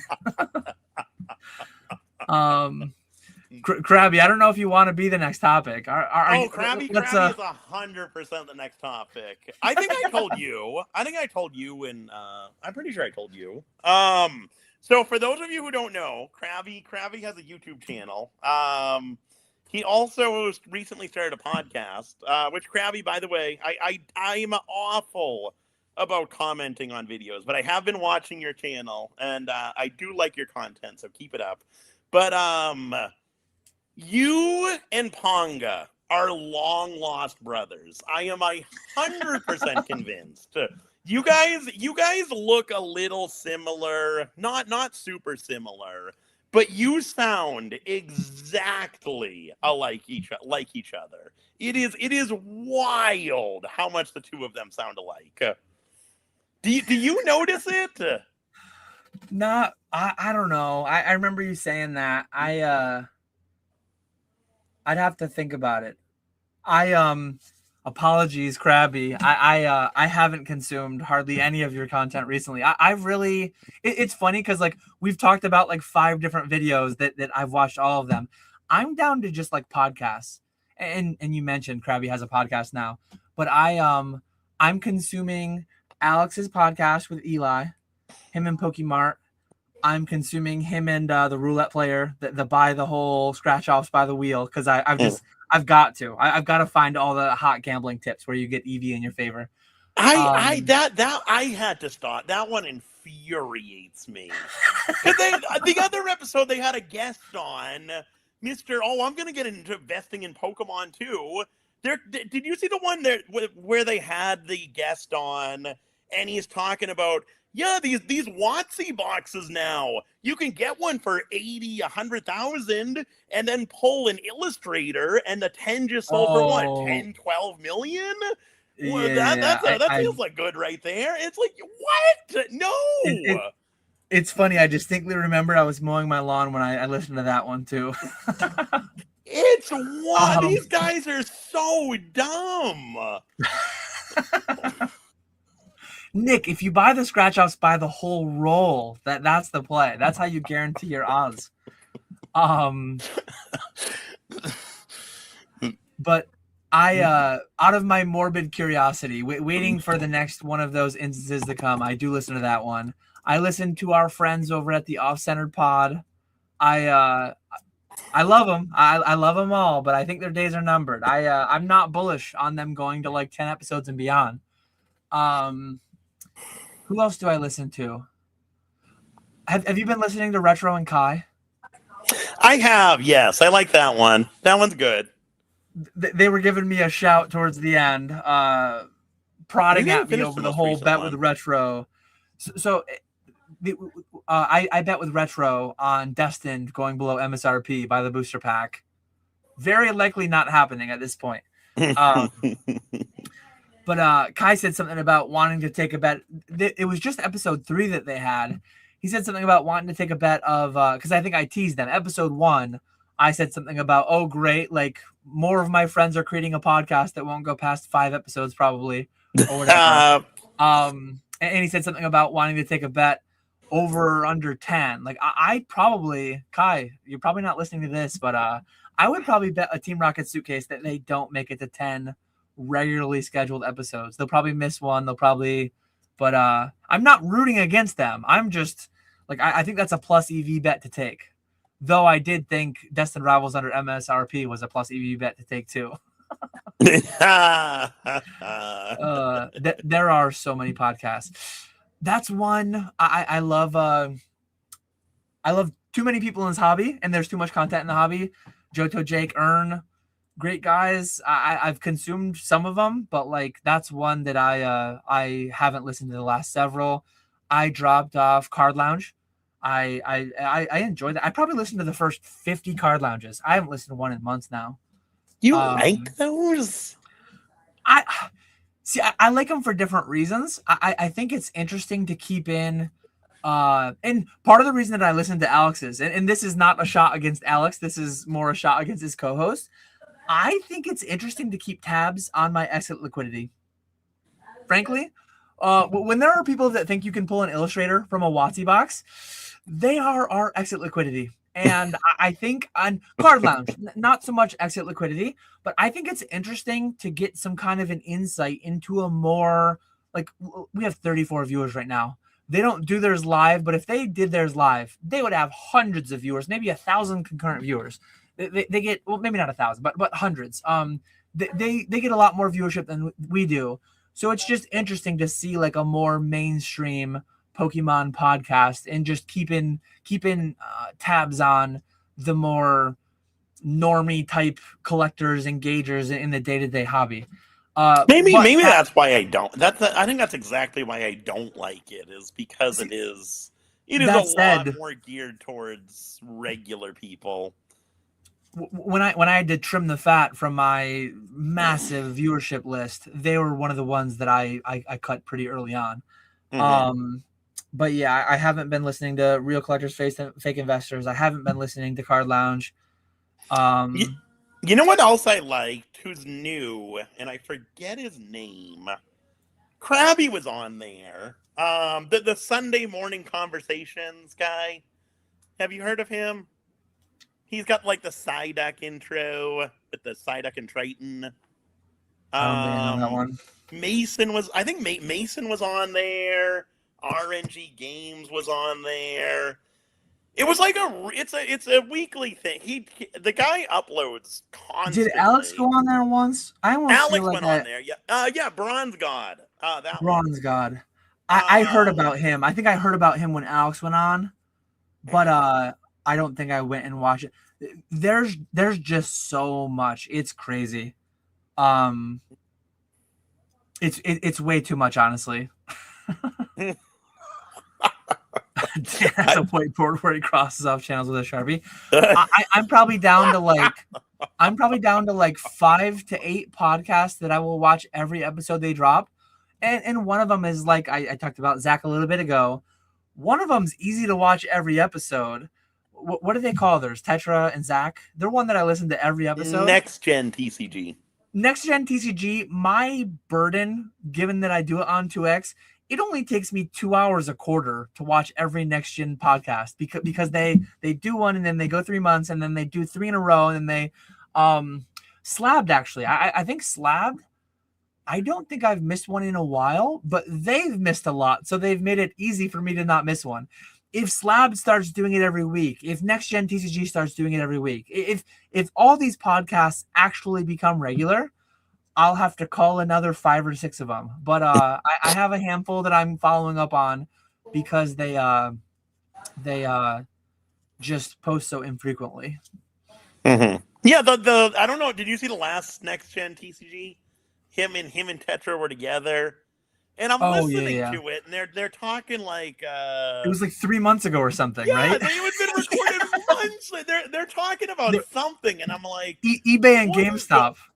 They were talking about eBay and GameStop. Yeah. And it's like, what is going on? And then later on, they say, "Oh, we're recording this in like February or March or whenever it was," and it's like, come on! It took you that long to upload this. Greeny says, but when they schedule, they're on time at least. They rarely schedule, but when they schedule, they're on time. Mason says, all center better go to once a month. Hey, don't use me as the excuse. Wait, when you guys fall off in the next several weeks, don't do it on my behalf. Don't use me as the excuse. Keep them coming. I'm trying to think of like a tier list ranking. Like who would I drop last? I mean, so what's your favorite Pokemon podcast? Yeah, like I'm on the other side of this one, but man, if I was a watcher of Pokeflipz, I would have dropped this 4 years ago. Oh man, but Hmm? honestly, I think my I, favorite Pokemon podcast is probably Eli and Nostalgianomics. What's that one called? It's my favorite pod. Do they have a name for it? I don't think they even have a name for it, do they? I don't think they have a name for it. No, it's just No. on Pokemart USA's channel. Yeah, I Um, think that's my favorite podcast. Hmm? I yeah, I don't know. I'm honestly for the first time now that you're back posting regular content, I just don't even want to be here anymore. I might pause. I might hit 10K subs on YouTube and then pause my channel for a little while. It's crazy to think this way, but like all the crap I give to all the people who over the past 5.5 years since I've been posting regularly on YouTube, I haven't missed an upload. I have not missed an upload in 5.5 years. I'm contemplating taking a 2-3 month sabbatical, turn off YouTube altogether, not consume even the ones that I regularly consume, not make a video, and I just don't know how it would even feel. I can't think of it like because going back further, I've been making YouTube content for 5.5 years. I've been consuming PokeTube content 10 years probably a decade straight. Every week of my life, I've been consuming the content. For the past 5.5 years, every week of my life, I've been producing the content. I just kind of want to do a little bit of a purge and see how life feels outside of PokeTube. Is that good or bad for my business? Do I do better or worse? I wouldn't say I'm burnt out, but I'm definitely just feeling like I want to pause for a bit and see how it goes. Oh, the crashes are coming. Top signal. Did I just saw? Did you see Hive Mind's comment? Speaking of regularly scheduled uploads, Where'd it go? it was a little 10:37. I guess I'll have to clip this Oh, podcast for your video tomorrow. Dan will be the most oh vocal when you no. miss your first upload on here. You don't have one for I tomorrow? gotta come clean.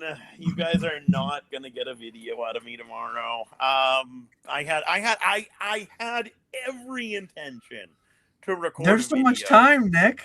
I was gonna record a video on Wednesday. I know the video I'm gonna record, but I was watching Walrus's puppy dog on Wednesday, and I didn't want to leave him, so I hung out in the living room all day. Oh, And then today we had the eBay Open thing, so I've just been swamped. So you'll get a video. Maybe we'll do a Monday and Friday upload this week. oh no. The I cracks are know. forming. The cracks are forming. I know. And nothing new happens. It's gonna be me going through a collection that I bought. Honestly, I think one part about again, I wouldn't call it burnout, but maybe this is what other people call burnout. When I go to record some of my recent videos, I have some like solid video. Well, when I say solid video, I know that they're going to be 7 to 9 out of 10. I know that YouTube doesn't want them, but I think they're my better videos perform in that area. I have some solid videos that I want to make that are going to take hours to make, and they're going to be 7 to 9 out of 10. And I just, it's like I can turn on the camera Monday morning. I can talk about my Ascended Heroes investing plan, and I can get 7,000 views in 2 weeks, with no effort. And to some extent, that's just like it's becoming too tantalizing. I've caved to it a couple times. I've just like farmed out a video, and I don't really want to do that. I don't really want to get super lazy. I don't really want to just play to the algorithm or whatever. But we'll see. I think part of it too is like consuming so much less PokeTube content. Not that I think I do distinctly different content from other people, but being less engaged in consuming the content, I just feel less inspired to make any, if that makes sense. I don't know. Like, I don't make that kind of video either. I don't make response videos. I don't really necessarily talk about what everyone's talking about, but it's just this weird thing where like, since I'm not consuming as much, I don't really feel the impetus to like make them as much. I don't really know if that makes sense. But that's kind of where I'm at. He I think thinks that makes sense. videos are good. No, I'm talking about like I guess some of my favorite videos are some of my better performing videos. But for the most part, like when I feel good about recording a video and when I get done and I have a 30 minute to hour long video that I'm like, I think this is going to help the people that really watch it and think about it. Those usually are the bottom half of my videos. When I make a video that says like, I'm doing this with Descended Heroes, I'm doing this with Destined Rivals, so much less effort and so much less value. And then they just get 1 out of 10, 2 out of 10, 3 out of 10. Like I have a pretty good feel for like what a video is going to be as I record it. See, I think that's because you've been doing it longer. I don't know. I still think like they're like I thought our Collecticon videos were gonna do really, really good. And I don't even think they broke 1,000 views. I think they have like 200 views on them. Nick, here's a way to keep your schedule. Here's a way to keep your consistency. After we end, which will probably be in the next 15 minutes or so, record. I don't know how busy HiveMind is tomorrow morning. When do you upload? 12 p.m. tomorrow? Yeah, 12 your time, yeah. Hopefully HiveMind could turn it around this quick. I don't know that he could. Record for 8 minutes. Record for 7 minutes. Mm-hmm. He can add the intro, outro, whatever. He can get it up to 8 minutes. I think that's what it needs to be. Mm-hmm. Say Ascended Heroes is the best investment of 2026. And literally, he says he has time. Just like autopilot, brain off, YouTube algorithm, like just entirely brain off. Like I made it in the past month or two. What was it called? I think it was My Ascended Heroes Investment. It's my 3rd most viewed video of all time. That's My Ascended Heroes Investment Plan. And the thing is, this video was actually 37 minutes long. This video I went kind of deep, but I promise you, the like people didn't care about the substance. People clicked on it because of the title. And I actually, it was more of a bearish video on Ascended Heroes. Just, like you have some Ascended Heroes set back, right? Yes, I got ATBs of Ascended. Talk about what you have set back and what you think it's going to be 2, 3, 5 years from now, and how it's going to be higher and how it's the best set and how much you're ripping on streams. Give a 7-minute talk on Ascended Heroes, and it will be your 1 out of 10 video in your last 10 videos, and it will have 1,000 views in 24 hours probably. That's wild. I don't want to. That's not going to happen. One thing that I worry about a little bit too is like I've caved here and there to like, let me do a lazy video. Let me just get an upload. Let me just check the box for the week. I've done it maybe 3 times in the past 3 months. Someone might look at my last 3 months of videos and say, Dan, you've done it more than that. Maybe I have. I don't know. But I think there's a lot of people that play that game. A lot of people, YouTube is like one of their sole sources of income, and that's perfectly fine. I'm not knocking that whatsoever. But it in my 5.5 years, like I've always known that was there, and it's getting more tempting. Like I'm feeling less inspired. I'm feeling more lazy, and I just don't want to go down that road. I kind of want to hit 10K, take my foot off the gas even further, have a fun summer with the family, not being too tied to YouTube, and then we'll see in the fall. We'll see in the fall if we're still booming. If I have things that I want to talk about, or maybe it's my retirement, or maybe I come back with a vengeance in the fall and start marching for that play button at 100K. Yeah, right. I don't think either of us are getting there. I don't think so. It's funny because I got to 9,500 subs. When I was at 9,500 subs, my last 30 days was like 350 subscribers. And then I got to 9,600. And then my last 30 days was like 250 subscribers. I'm at like 9,750. You know what my last 28-day subscriber count is? What? It's back to like 90. So at the current rate, I don't think I'm going to get 10K subs before I pause. I'd been saying like I want to get to 10K subs and then pause. So I've already promised the next 2 videos that I'm making. I think they're going to be solid videos. They're probably going to be 30-minute to 45-minute videos. They're going to take some amount of time, and I'm going to do them. But like, those are going to be my next 2 videos.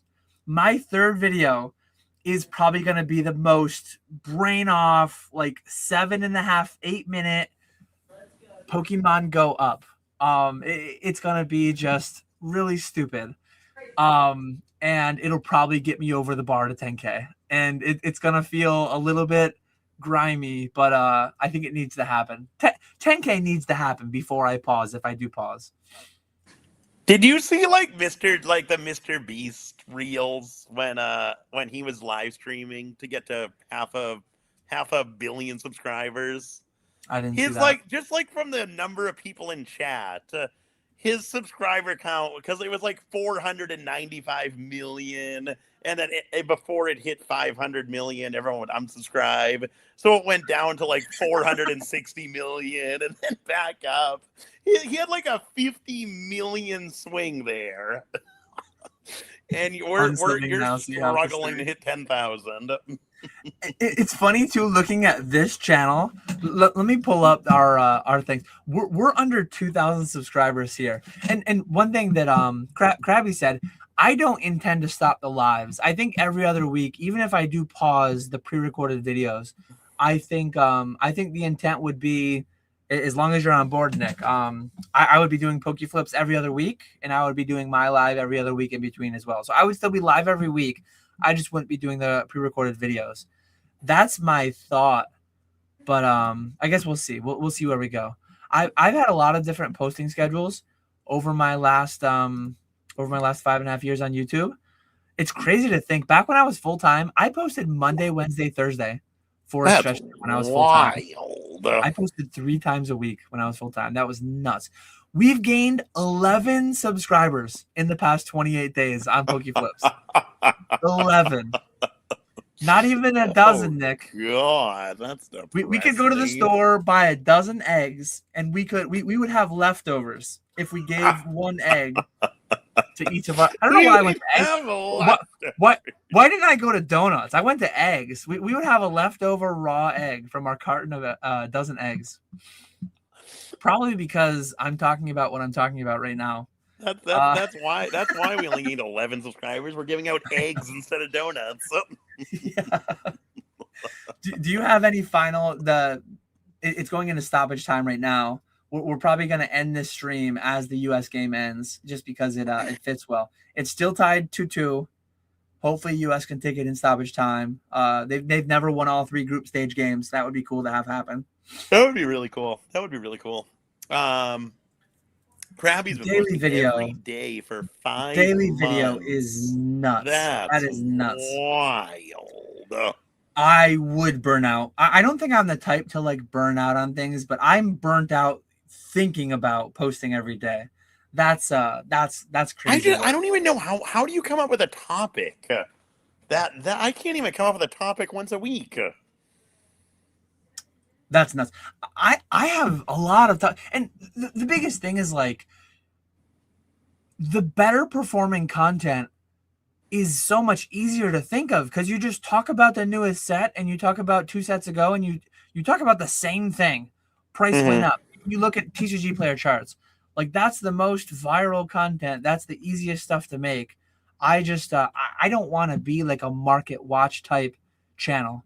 I want to talk about like bigger concepts and everything. And I want to be more like a business watch channel. Here's the journey of my business and all that stuff. But I could see a future where I make a video once a month or whatever. And maybe I'm live once a month and I make a video once a month. Simultaneously, I don't see myself on YouTube in 10 years. 10 years is such a long time, but maybe I am. I don't know. It's really weird to think of being like in my 40s or 50s or something, 60s, and being on YouTube. Like I don't know what I'm going to be doing otherwise, but I have a hard time thinking. I was only a chemical engineer for 10 years. I've not been full time for almost half of 10 years. I've been full time. Yeah, that's wild to think about. Let's see what Krabby's Cards makes videos on. Everyone is. Yeah, like just pick. Oh, let me share. So shout out to Krabby's Cards if you want to hear daily videos. He's crushing with views too. Thousands of views on most of these. Let me share. Dan's been real quiet about his barbecue channel since everyone said his meat was dry. I would be reinvigorated to post a lot more content. Oh, check out my subscriptions over here. You got Mr. Mammal, you got Solo Mission, you got some RuneScape channels making my thing over there. Oh, did you see the Bluff Iced Coffee Hour? That was a good one. I did. I didn't listen to much PokeTube content today. I just went to Bluff's channel and I just listened to roulette degeneracy and like background cruise ship roulette and craps and blackjack, and I just had that on my second screen most of the day today. but yeah, like this is the content that people want. I just don't want to make Ascended versus Prismatic. I guess I do, but I want to do it one time. But like many people out there, thousands of people out there, tens of thousands, hundreds of thousands of people out there literally want to hear Ascended versus Prismatic every day. There are people that like look at and again, I'm not saying this in a negative way. Like they are clearly way more successful on YouTube, a lot more subscribers, a lot more viewers, all that stuff. But like Alex and Top 10 Pokemon and Krabby's Cards, and they're making the content people want. They talk about the latest sets, and I don't know how much nuance and how much might go up, might go down. At some point, you'll see some red bars. I have watched some of Krabby's Cards content, I promise, somewhere. He's uploaded every day. There we go. There's a red bar right there. I was like I can't. Back in the day, at some point I don't know if I've ever there's another one. Yeah, so I guess I've watched 2 videos, but like there's nobody that posts every day that I watch every day. Back in my prime, if you want to call it that, or back when I was at rock bottom, or whatever you want to call it, good or bad. When I was consuming like 12 hours of PokeTube content a day, because I would consume it for 6 hours on 2x, functionally consuming 12 hours of PokeTube content a day. Oh, big chance for US. No offsides. But I still wasn't watching every one of Alex's videos. I still wasn't watching every one of Rudy's, but I was watching a lot of Alex's, a lot of Rudy's, almost all the podcasts, 50 card lounges, 60 card lounges. I've never had a time though where I would watch like these are 10 to 20 minute long videos every day. I've never been able to follow a channel like that. And looking at the viewership too, like I don't think any individual is like 600 views, 2,000 views, 3,000 views. There might be 100 people that watch every Krabby video or something. I think inherently there just can't be that many people that watch every single one. I mean, Pokeflipz at this point, are there 10 people out there that have watched every Pokeflipz? I don't know if there would be that many. It's been going on for a long time, yeah. 5 years later, 5.5 years later. Yeah, no, I can't imagine. I can't imagine there'd be that many. This is something that I haven't done yet, and I've contemplating doing. Like, just go full lazy mode, Claude. Here are the channels that I used to subscribe to. Go pull their transcripts. Take it all in. Give me a 5-minute update every other week on what my former subscription channels were talking about. I've heard of people that do that. I've not done that myself yet, but honestly, I might at some point. It looks like the U.S. is going to. Why? That's so dumb. if you don't care about them that much to watch their videos, why get a summary? I care to some extent, but like spending an hour of time listening on 2x, like it is. It's not like you're sitting in front of the computer watching them. You're listening in the background. No, that's dumb. Same with like listening to stuff on 2x. I don't get it. Like, why are you rushing through this stuff? You're listening to something in the background. Oh, Why do you 'cause I want wanna it to end consume quicker? more. I want to consume more. That's wild. That's wild.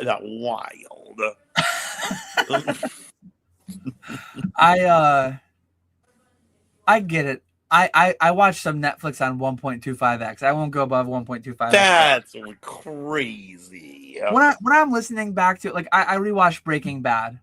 I watched it once already. I'm mostly just listening to it. I'm not really watching it because I'm doing it while working. 1.25x is easy enough to listen, especially because I listen to YouTube at 2x, so they sound like they're barely talking. Oh, don't lose.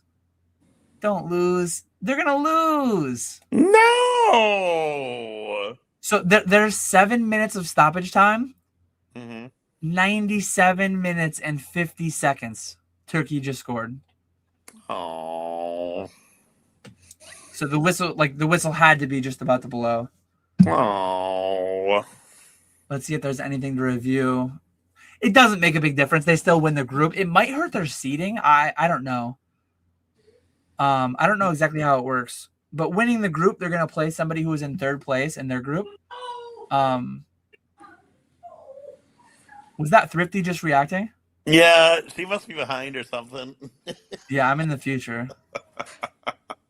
Think about how much money I could have just made on Kalshi or Polymarket if I had 20 seconds of advance notice over Thrifty. That's ugly to lose like that so late. It's a bummer.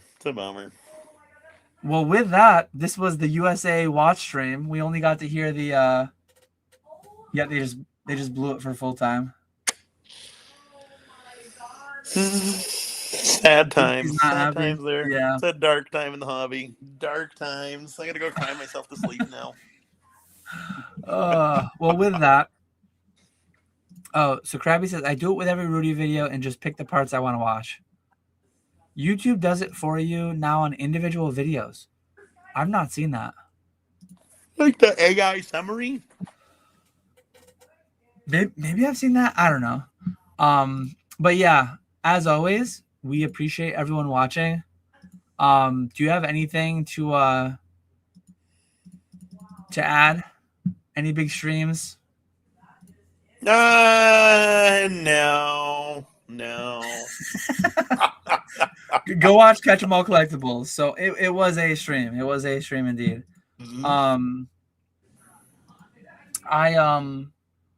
I will be. Oh, it looks like USA is playing Bosnia and Herzegovina. I don't know how to say that. Never even heard of that country. I think they can beat them. I don't think they're an elite team or anything. Oh, see, there we go. But, we're back. But anyways, appreciate everyone watching as always. Ponga will be live. We will do 150K GMV minimum. We might do $250,000 on Saturday at 6 p.m. Definitely be there for that one. There will be slabs that people buy that can just insta flip them back to me, insta flip them to whoever else, make $100, $1,000. Like, I might get destroyed. I might get destroyed on a PSA 10 poncho. I'm a little nervous about the poncho. No. Honestly. There we go. No, that'll be good. That'll be good. That was rough, Thrifty. That was rough. Our watch party stream. Of the game, how is this happening?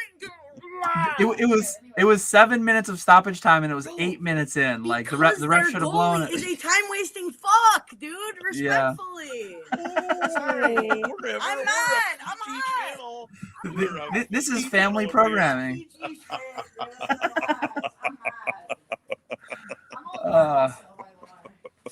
That was ugly though. But Grimer as well over on eBay Live the same night. So 2 screens. You have 2 screens.